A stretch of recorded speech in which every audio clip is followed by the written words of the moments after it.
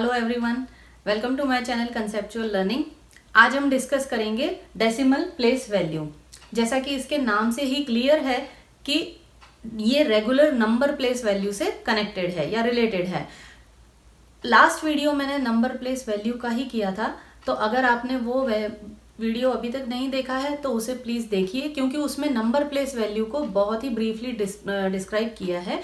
तो एक बार आपको नंबर प्लेस वैल्यू के कंसेप्ट क्लियर हो जाएंगे तो आपको डेसिमल प्लेस वैल्यू समझने में ज़्यादा देर नहीं लगेगी।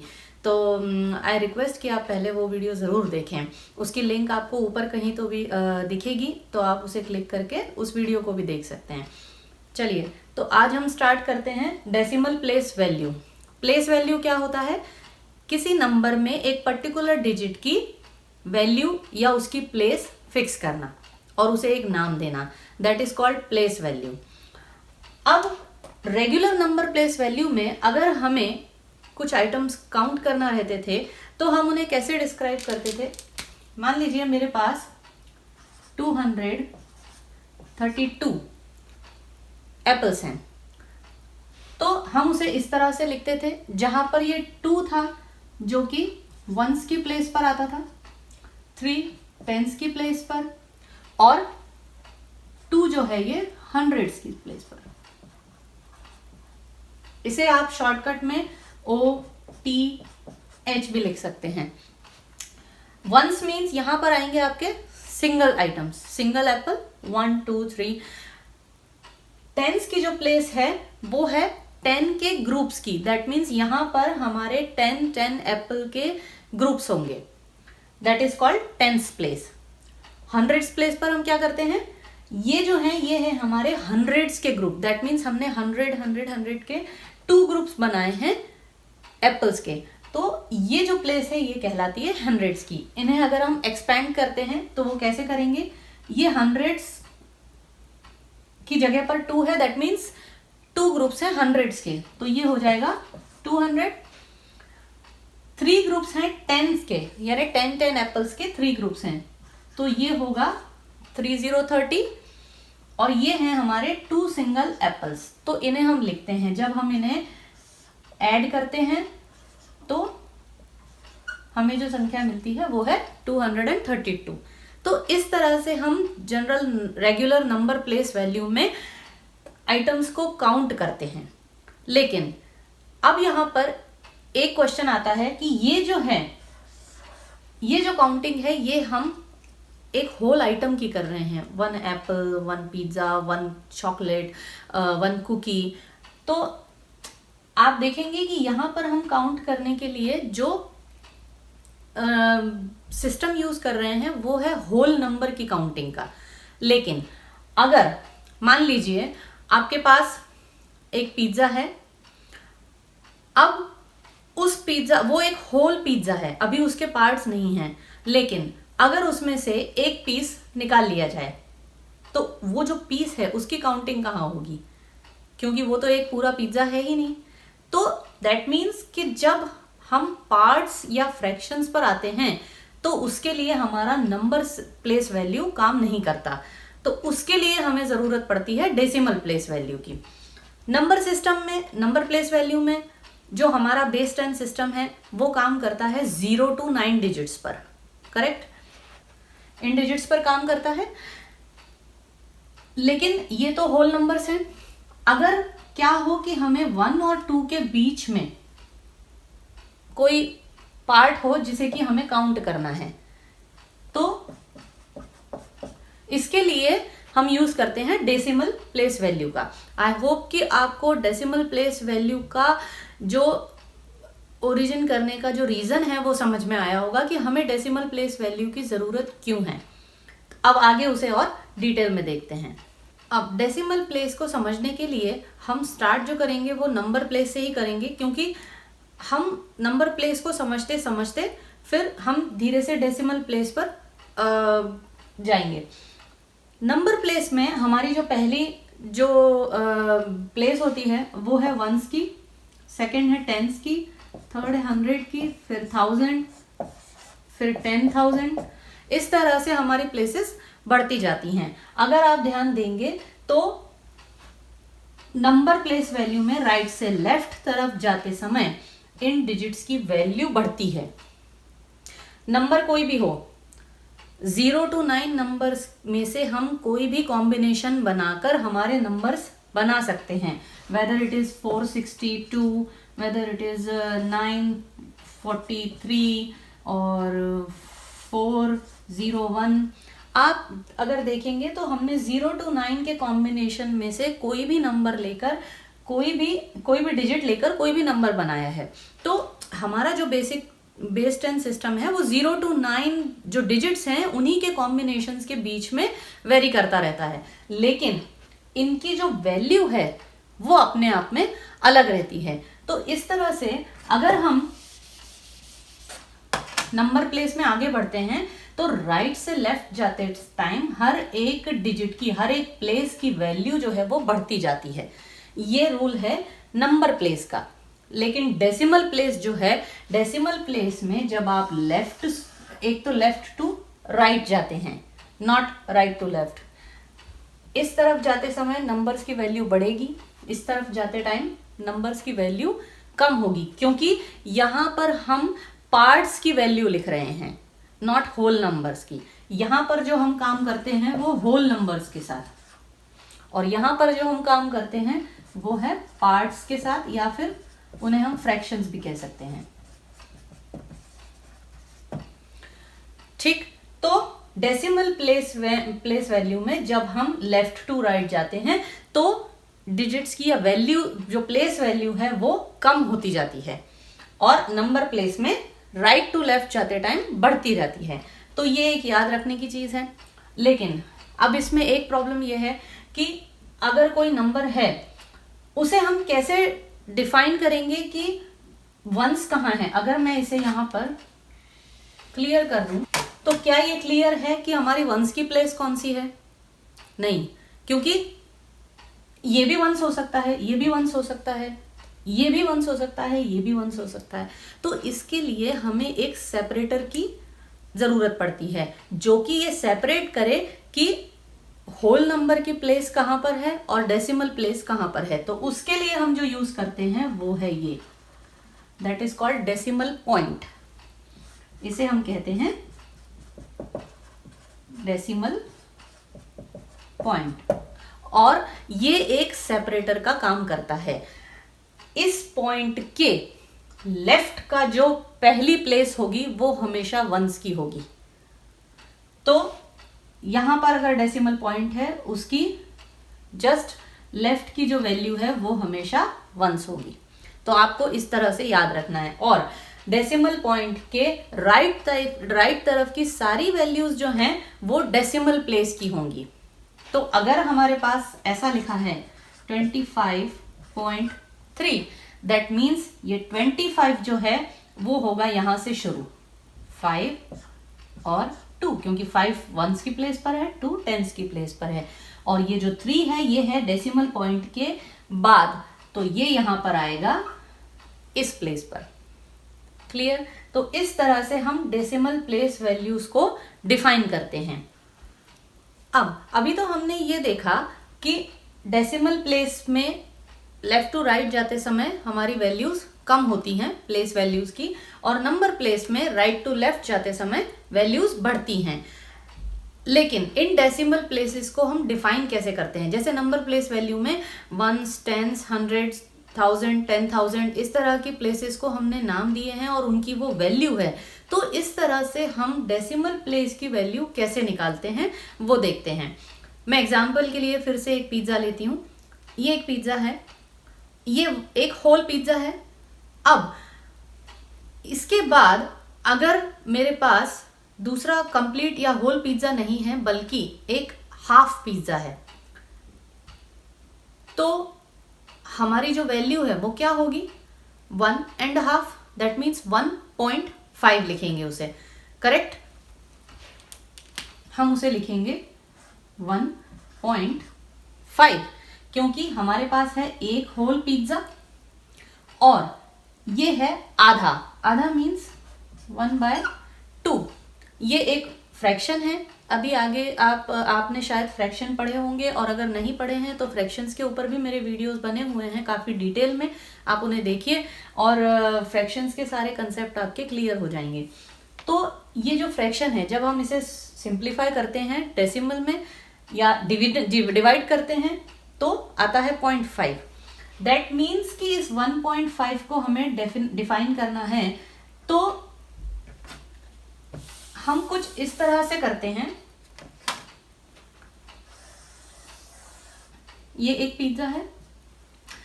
अब दूसरा जो है उसके हमने कर दिए 10 पार्ट्स। ये मैंने थोड़े से इक्वल नहीं हुए हैं, लेकिन हमें 10 इक्वल पार्ट करने हैं पिज्जा के। उसमें से उन इक्वल पार्ट्स में से 10 इक्वल पार्ट्स में से ये वाला पोर्शन, ये वाला जो पीस है वो हमने निकाल लिया, वो है हमारे पास। तो अब हमारे पास क्या है, ये एक पिज्जा है और उस पिज्जा का ये एक पीस है हमारे पास। तो ओवरऑल हमारे पास कितने पिज्जा हुए, एक होल पिज्जा और एक है पिज्जा का 10th पार्ट। करेक्ट, हमने 10 पार्ट्स किए थे, उसमें से ये एक है। तो ये जो पीस है वो इसका क्या कहलाएगा, 10th पार्ट कहलाएगा। करेक्ट। तो हम जब लिखेंगे तो हम यहां पर 1 लिखेंगे क्योंकि ये वंस की प्लेस है, और फिर हम लगाएंगे पॉइंट, और यहां से शुरू होगी डेसिमल की प्लेस, तो यहां हम लिखेंगे 1 क्योंकि ये 10 पीसेस में से 1 पीस है। तो ये जो प्लेस कहलाती है इसे हम कहते हैं 10th प्लेस। इसे कहते हैं हम 10th प्लेस। ये इसकी 10th पार्ट है। आप कंफ्यूज मत होइए क्योंकि ये एक होल पिज्जा है यहाँ पर, और इसका हमने 10 पार्ट्स करके एक पार्ट निकाला है 10 में से। तो 1/10। तो यहां पर हम लिखेंगे 1 क्योंकि ये 1 पार्ट है, लेकिन किसका 1 पार्ट है, 10 पीसेस का 1 पार्ट है। तो इस प्लेस को हम कहते हैं 10th।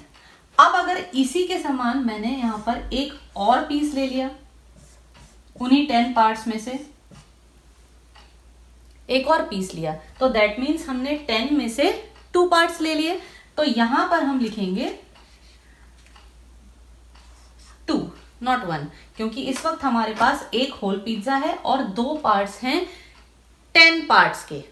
पिज्जा के 10 पार्ट्स हैं, उनमें से हमने 2 पीसेस लिए हैं। करेक्ट। आई होप कि आपको ये डिक्लेरेशन क्लियर हुआ होगा। अब इसी तरह से मैंने तीसरा लिया, ठीक, यहां पर हम लिखेंगे 3। ऐसे ही बढ़ते बढ़ते हम पहुंचेंगे 9 पर। तो इस तरह से मैंने इस तरह करते करते 10 में से 9 पीसेस मैंने पिज्जा के ले लिए। तो मेरा जो नंबर वैल्यू होगी वो होगी 1.9। ये एक होल पिज्जा है और इस तरह के हमारे पास 9 पीसेस हैं। अगर हमने 10th पीस भी ले लिया, यहां पर हमने ये है, हमने मान लीजिए ये सारे पीस ले लिया। अभी तो हमने 9 लिए थे, लेकिन हमने जो 10th बचा हुआ है वो भी ले लिया। तो दैट मीन्स हमने होल पिज्जा ले लिया। अब तो पार्ट्स बचे ही नहीं, हमने तो सारे पार्ट्स लिए। दैट मीन्स कि ये होल पिज्जा बचा। तो ये जो है ये कनेक्ट हो जाएगा इसमें, प्लस दिस पिज्जा। तो यहां पर आ जाएगा 0 क्योंकि कोई पार्ट बचे ही नहीं, और ये बन गया एक होल पिज्जा जो कि इसके साथ मिलके 2 पिज्जा हो गए। करेक्ट। ये पिज्जा हमारा अलग था और इस पिज्जा के हमने पार्ट किए थे। जब हमने सारे पार्ट लिए तो वो कहलाएगा होल पिज्जा। और whole pizza that means there are 2 pizzas. और अब हमारे पार्ट्स कुछ भी नहीं बचे, तो दैट मीन्स हम यहां लिखेंगे 0। तो आप इस 2 को आप केवल 2 भी लिख सकते हैं, 0.0 लिखने की जरूरत नहीं है, क्योंकि 0.0 मीन्स नो पार्ट्स, तो वो अपने आप में एक होल नंबर हो गया। करेक्ट। तो यहाँ पर नंबर प्लेस में, डेसिमल प्लेस में, ये जो डेसिमल के तुरंत बाद की जो प्लेस है वो कहलाती है 10th। अभी हमने डेसिमल प्लेस वैल्यू का 10th प्लेस देखा कि उसे हम कैसे यहाँ पर यूज करते हैं। ये नंबर प्लेस वैल्यूज के प्लेस हैं जो होल नंबर के लिए यूज होते हैं। ये हैं डेसिमल के बाद के, that means decimal place value. तो उसकी पहली प्लेस जो होती है वो 10th कहलाती है।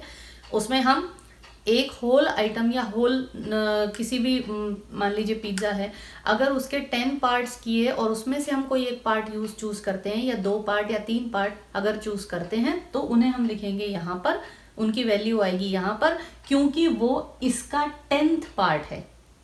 करेक्ट।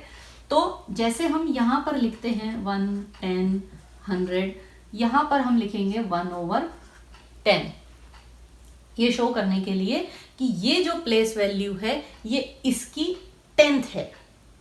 करेक्ट। अब आगे बढ़ते हैं हंड्रेड्स की तरफ। हंड्रेड्स में जैसे कि मैंने अभी बताया था कि हमारे पास एक होल पिज्जा है, हमने उसके 10th पार्ट किए। ये 10 इक्वल पार्ट्स हैं, जो कि अभी मुझसे एकदम इक्वल हुए नहीं, लेकिन अगर हम पार्ट्स की बात करते हैं या फ्रैक्शंस की बात करते हैं तो उसमें एक जो भी हम आइटम ले रहे हैं उसके सारे पार्ट्स बराबर होने चाहिए। ये की पॉइंट है फ्रैक्शंस का या पार्ट्स का। तो आप एक पार्ट बड़ा और एक पार्ट छोटा, उसके साथ आप ये चीज़ नहीं कर सकते। उसके लिए आपके सारे पार्ट्स इक्वल होने चाहिए। तो यहाँ पर मैंने सिंबॉलिक लिया है, लेकिन आप ये मानकर चलिए कि ये 10 पार्ट्स जो हैं वो पिज्जा के वो इक्वल हैं। अब इसमें से मैंने ये वाला पार्ट निकाल लिया। ठीक। तो ये पार्ट अगर लिखना है मुझे तो यहां आएगा 1। ठीक। क्योंकि ये 10 में से एक पार्ट है। लेकिन अब मैंने क्या किया, अब मैंने इस पिज्जा के पार्ट को भी मैंने 10 पार्ट्स में डिवाइड कर दिया। हम बाइट लेते हैं, एक पीस हमने लिया और उसके हम बाइट कर करके खाते हैं। ठीक। तो उसी तरह से मैंने इसके 10 इक्वल बाइट्स कर दिए। 1, 2, 3, 4, 5, 6, 7, 9। ये इसके पार्ट हुए। ये भी पार्ट्स बराबर अगर हैं तो ही हम बात कर सकते हैं, अदरवाइज बात नहीं होगी। ये सिंबॉलिक है, आप इसे अज्यूम करिए कि ये पिज्जा के 10 इक्वल पार्ट्स हैं। तो इसमें से अगर मैंने ये एक पार्ट लिया और ऑलरेडी मेरे पिज्जा में 10 पार्ट्स हैं, करेक्ट। ये वाला पार्ट लिया है मैंने और इसके भी मैंने 10 पार्ट्स किए, तो ये जो पार्ट है ये कहलाएगा 10th of 10th। Okay, 10th of 10th, correct. क्योंकि ये इसका, ये जो है इसका 10th पार्ट है, 10वां हिस्सा है, और इसका भी हमने 10वां हिस्सा यहां पर लिया, तो ये इसका 10th of 10th कहलाएगा। अब 10th of 10th means 10th of 10th, that means 1/100, तो ये कहलाएगा 100th। तो हमें अब अपनी नई प्लेस मिलेगी जो कि है 100th। क्लियर। हम पार्ट्स के भी पार्ट्स करते जा रहे हैं। तो इस तरह से अगर हम इन सारे पार्ट्स के 10, इस पार्ट्स के भी मैंने 10 पार्ट्स किए, इस पार्ट्स के भी 10 पार्ट किए, इसके भी किए, इसके भी किए, सबके अगर हम 10 पार्ट्स करते हैं तो इस पिज्जा के टोटल कितने पार्ट्स हो जाएंगे? 100, करेक्ट। हमने 10 पार्ट्स को डिवाइड किया उनके भी 10 पार्ट्स में, तो वो हो गए 100। दैट मीन्स ये ओवरऑल हमारे पास हो गए 100 पार्ट्स, और उसमें से हमने ये एक पार्ट लिया है, यहाँ कहीं तो भी ये एक पार्ट लिया है। मैं कलरफुल इससे दिखाती हूँ ताकि आपको क्लियर हो जाएगा। ये एक पार्ट लिया है हमने, तो ये है हमारा हंड्रेड्स पार्ट, तो इसलिए हम यहां पर लिखते हैं हंड्रेड्स। तो जब हम इस एक पार्ट को लेंगे तो हम क्या लिखेंगे यहां पर 1, क्योंकि हमने एक पार्ट लिया है। अब अगर हम ये एक पार्ट और ले लेते हैं तो हमने ले लिए 2 पार्ट्स, तो यहां पर हम चेंज करके उसे लिखेंगे 2, और ये जो प्लेस है ये है हंड्रेड्स की प्लेस। आई होप कि आपको कंसेप्ट क्लियर हुआ होगा कि हम पार्ट्स के भी पार्ट्स करते जा रहे हैं और हम आगे बढ़ते जा रहे हैं। ठीक है, अब 1000 के लिए शायद मुझे दिखाना यहां पर पॉसिबल नहीं होगा, लेकिन अगर हम इस एक पार्ट को लेते हैं, अगर हम इस एक पार्ट को लेते हैं, मैं उस पार्ट को यहां पर बनाती हूं, और अगर हम इसके भी 10 पार्ट्स कर देते हैं, इसके भी हमने 10 पार्ट्स किए, और उसमें से हमने एक पार्ट चूज किया, तो वो जो होगा वो हमारा नेक्स्ट प्लेस होगा थाउजेंड्स।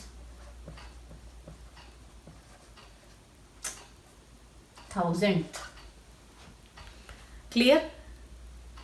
तो इस तरह से हम एक होल आइटम के पार्ट्स और पार्ट्स अगर करते जाएंगे तो हमारा डेसिमल प्लेस जो है वो आगे बढ़ता जाएगा। अब यहां पर एक चीज समझने के लिए है, इसे हम लिखेंगे 1/1000, क्योंकि ये 1000th पार्ट है।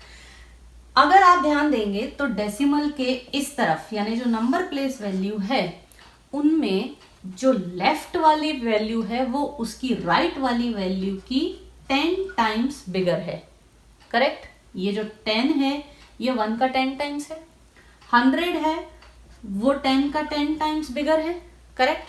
और अगर यहां पर हम 1000 की प्लेस बनाते हैं तो 1000 की प्लेस भी यहां पर